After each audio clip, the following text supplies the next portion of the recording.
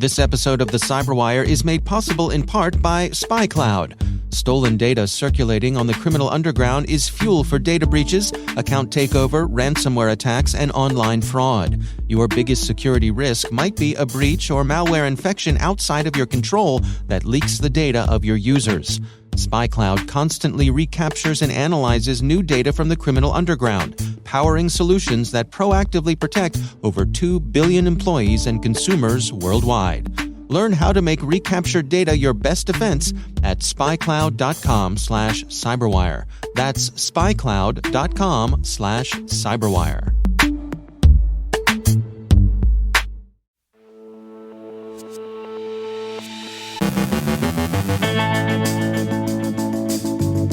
Disinformation at the UN, Russian cyber operations against Ukraine, German police take down a major contraband market, at least someone's carrying on for Lapsus, there's a compromise at Mailchimp, Joe Carrigan describes JavaScript vulnerabilities, Carole Theriault has an eye on romance scams through the lens of Netflix's The Tinder Swindler, and a well-known gang branches out.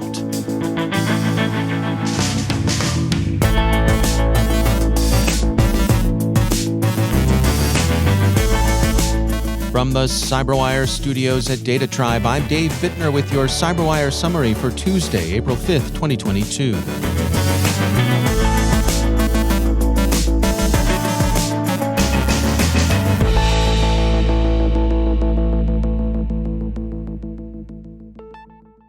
Fighting in Ukraine shifts as Russia retreats from Kyiv to reconstitute and shift forces to the Donbas and the Black Sea. U.S. National Security Advisor Sullivan sees a long war ahead, Bloomberg reports, one that could last for months. It's necessary to devote some attention to Russian disinformation and its debunking, since we can expect to see Russia's themes planted and amplified online.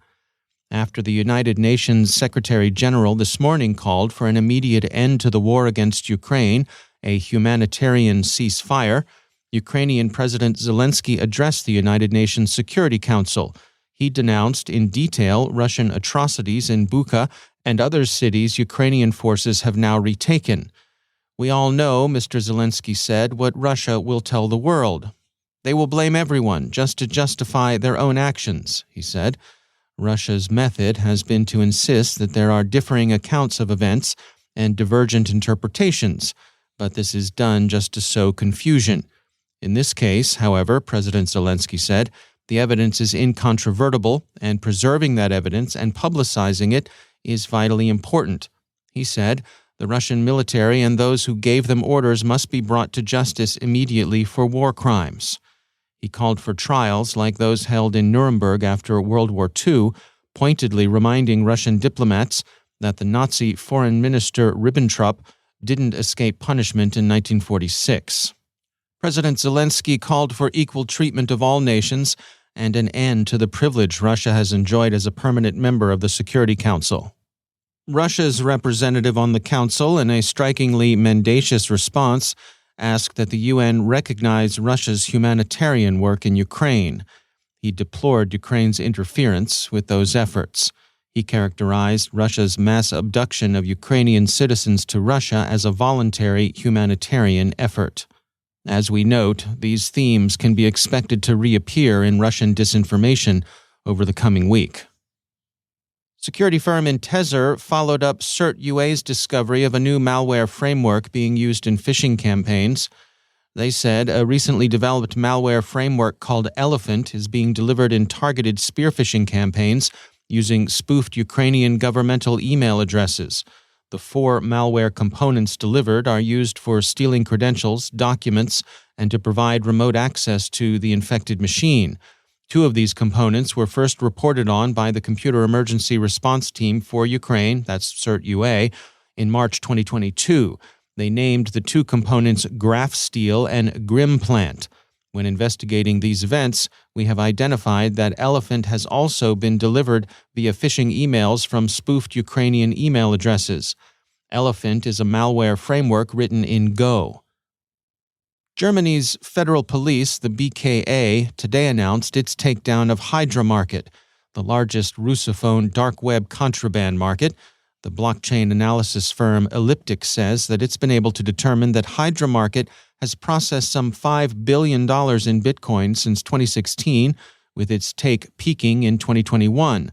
The BKA said that it had seized about 23 million euros from the illegal trading platform, and that its investigation and takedown had been accomplished in cooperation with international partners, especially U.S. law enforcement agencies.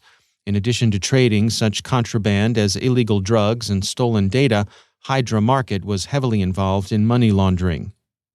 London police may have arrested several alleged leaders of the Lapsus group and arraigned 2 of them, but Naked Security reports that the gang's activities seem to have resumed. Evidently, some of its members are carrying on even after the leader's arrest. Mailchimp says it's discovered and contained a data breach accomplished by criminal social engineering. TechCrunch reports that about 300 user accounts were compromised and that customer data was extracted from 102 of those.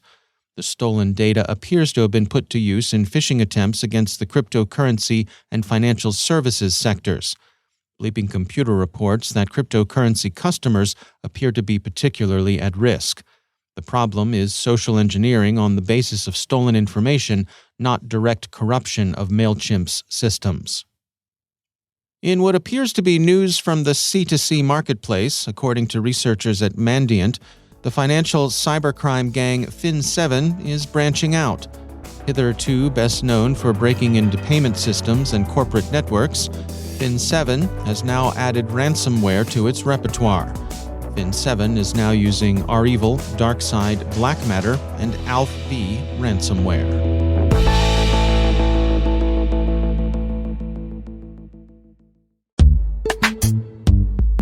And now, a word from our sponsor, Hunters. Hunters is a SOC platform that ingests data from your IT and security tools and applies a built-in detection engine, encoded with hundreds of TTPs, attack methodologies, and threat intelligence. Suspicious events are automatically investigated, correlated, and prioritized into attack stories that present a clear picture of any real threats. This reduces the response time from days to minutes. Combining Hunter's SOC platform with Snowflake's data lake can help your security team achieve greater coverage at a predictable cost and mitigate threats faster and more reliably than SIEM. Hunter's SOC platform. Effectively respond to incidents that matter.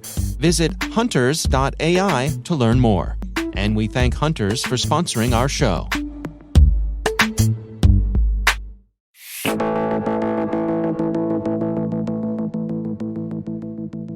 Our correspondent Carole Theriault recently checked out the popular Netflix film The Tinder Swindler, and that's got her pondering romance scams. She files this report.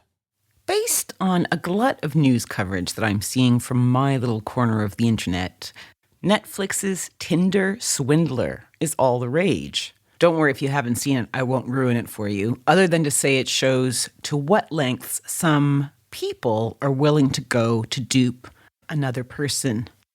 There are a number of jaw-dropping moments that made me take pause, because normally when I hear about romance scams, I find it hard to relate to the conned individual. Normally I'm thinking, how could she... Yeah, it is normally women who are victims here in romance scams. How could she not see what was going on? But Tinder Swindler opened my eyes because I related to some of the victims doing their due diligence to try and see if this was a good match for them. See, I'd like to think that's what I would do too. But turns out just because you do your due diligence does not mean you definitely will not be conned. And this is an important topic because romance scams have skyrocketed. Did you know that according to the U.S. Federal Trade Commission, the FTC, online dating scams cost Americans $304 million during the lonely months of the 2020 pandemic? That figure's increased almost 50% from 2019. And the UK isn't any different. There were reportedly more than 7,500 cases of romance fraud in the last year alone, an annual rise of 40%. So let's take this opportunity to go through just a few things to look out for if you should find yourself in the online dating scene. And really, it comes down to noticing and reacting to red flags. Like if the profile is too incredibly heroic and Prince Charming-like, or perhaps the pictures are a little bit blurry or even look a bit photoshopped. Maybe they never want to meet you in person or even have a video call with you.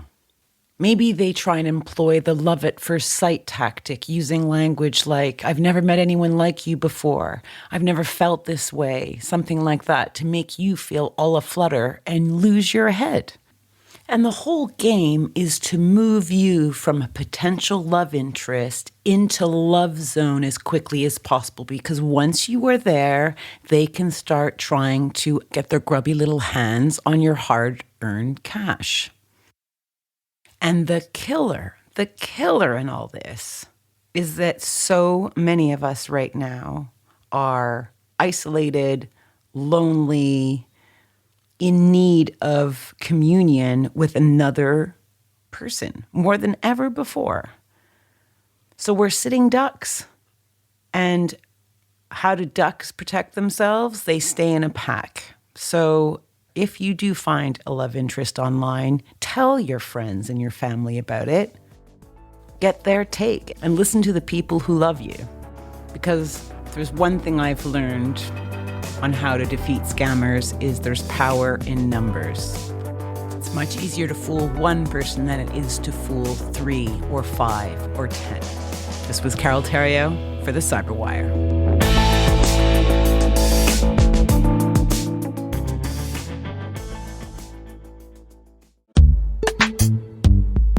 And now, a word from our sponsor, Barracuda. Cyber criminals are working overtime. Last year, in the fourth quarter alone, phishing attacks disguised as COVID testing information increased by 521%. Barracuda has identified 13 types of email threats and how cyber criminals use them to steal money from your company or personal information from your employees and customers. Find out about the 13 email threat types and how Barracuda can provide complete email protection for your teams, your customers, and your reputation. Get your free ebook at barracuda.com/cyberwire. That's barracuda.com/cyberwire. And we thank Barracuda for sponsoring our show.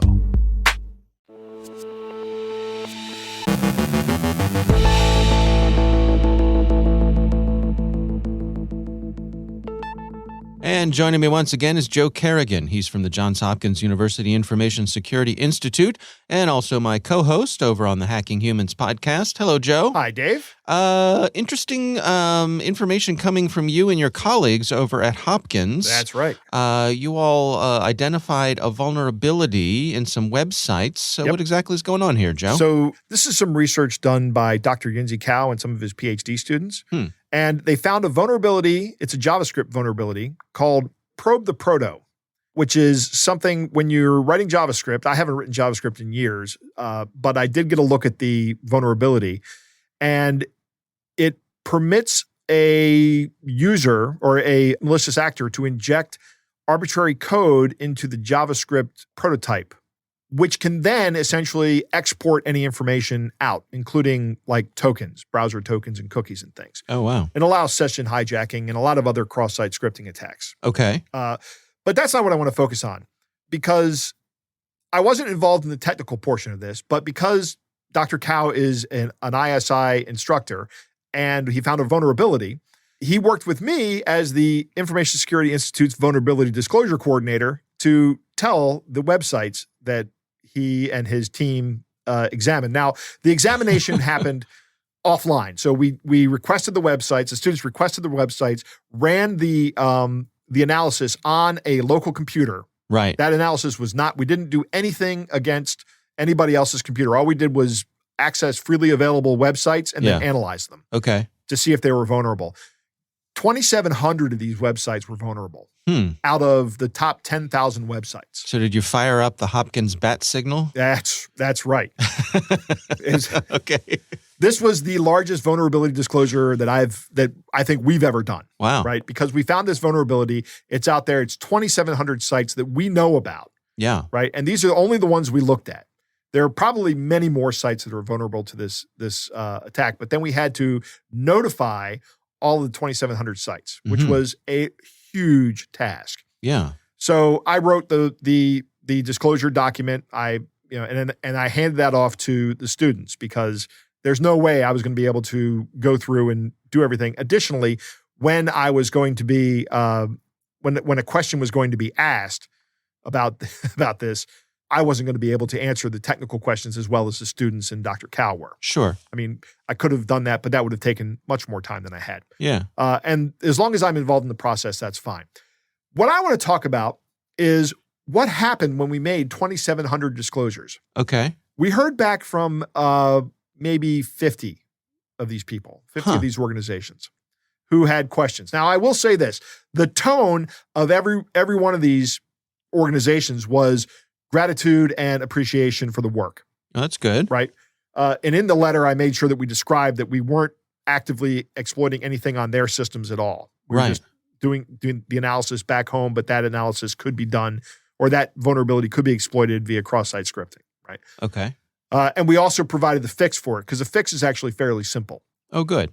Out of the 2,700, about 50 people responded, which to me says that a lot of these sites just didn't even read the email. Yeah. And that's not uncommon in my experience. Right. Companies need to have some kind of vulnerability disclosure process, regardless of who they are. You know, if you have a website anywhere that you maintain, somebody has to be able to tell you about vulnerabilities on that website, even if you don't maintain it. Mm-hmm. So, you know, you're a small business, small, medium-sized business, and you have a contractor that says, we'll host and manage your website for you. Ask them this question. How do you handle when somebody discloses a vulnerability on my website? Mm-hmm. That's an important question to ask. Mm-hmm. Is there a real human being who's reviewing these submissions? Right. Yeah. Yeah. I would like to see 100% response from these things. Oh, hey, great, thanks. We'll fix that. Right. But and maybe that's what happened with a lot of them. Maybe a lot of them just said, "Oh, look at this. We'll just make this change to the JavaScript and we're done." Yeah. But I don't know that that's what happened. Yeah. I don't know. Is there any plans to go back and do any checking to see, a year from now, revisit some of these sites and see if it's been fixed? That is interesting. That would be some good follow-on research, wouldn't it? That's right. I'll just take that honorary doctorate. There's 2 T's in Bittner, so yeah. I'll hook you up with Dr. Cow, and maybe you could become one of his PhD students. There you go. Yeah, that's what I need.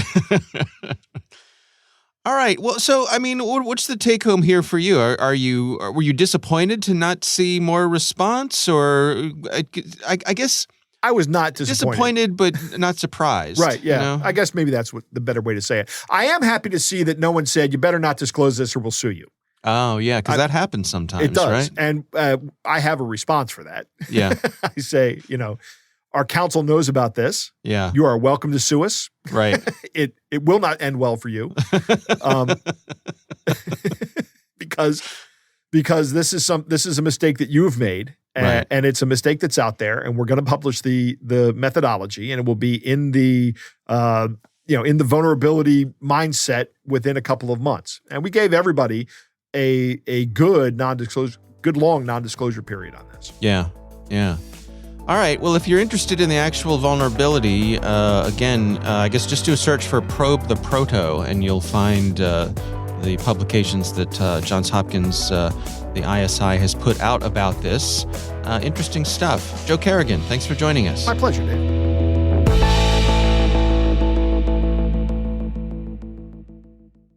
Thanks to all of our sponsors for making this CyberWire possible, especially our supporting sponsor, PlexTrack. PlexTrack, the proactive cybersecurity management platform, boosting teams' efficiency and effectiveness. Learn more at plextrack.com/thecyberwire.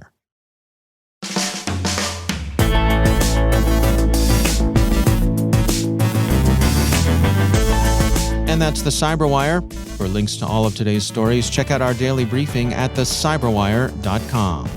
The CyberWire podcast is proudly produced in Maryland out of the startup studios of Data Tribe, where they're co-building the next generation of cybersecurity teams and technologies. Our amazing CyberWire team is Liz Irvin, Elliot Peltzman, Trey Hester, Brandon Karp, Eliana White, Puru Prakash, Justin Sabi, Tim Nodar, Joe Carrigan, Carole Theriault, Ben Yellen, Nick Valecki, Gina Johnson, Bennett Moe, Chris Russell, John Petrick, Jennifer Iben, Rick Howard, Peter Kilpe, and I'm Dave Bittner. Thanks for listening. We'll see you back here tomorrow.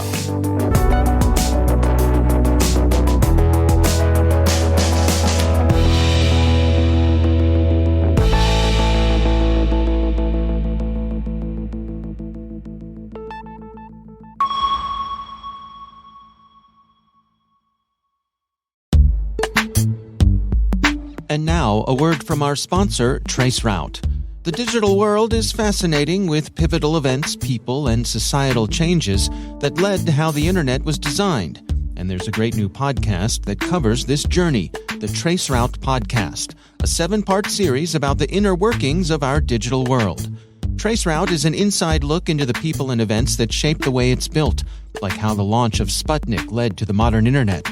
Traceroute dives into the physical infrastructure that makes up the internet and where it could go, with interviews and stories from some of the leading technologists, entrepreneurs, and innovators of the past 40 years who are in the trenches, trying to solve complex hardware and software problems that no one had ever faced before.